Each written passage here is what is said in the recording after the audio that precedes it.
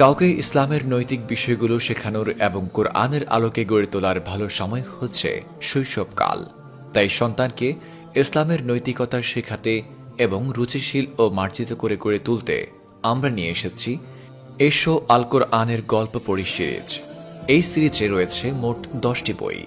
বইগুলো হল নবীর জ্ঞান অর্জন, কাবা নির্মাণ, ধৈর্যশীল নবী, রানী ও তার সিংহাসন, পিতা পুত্রের কোরবানি, এক বিস্ময়কর স্বপ্ন, অহংকারের কঠিন শাস্তি, আসমানি খাবার, বিশাল নৌকা ও ছিন্ন ভিন্ন পাহাড়।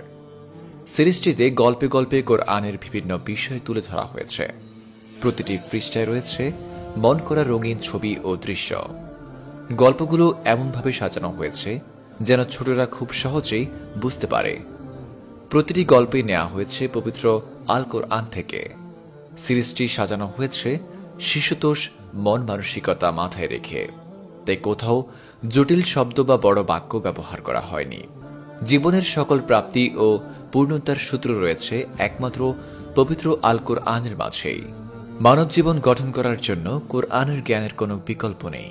তাই আপনার সন্তানকে ছোট থেকেই কোরআনের জ্ঞানে আলোকিত করতে, রুচিশীল ও মার্জিত করে গড়ে তুলতে এখনই অর্ডার করুন এসো আল কোরআনের গল্প পড়ি সিরিজ।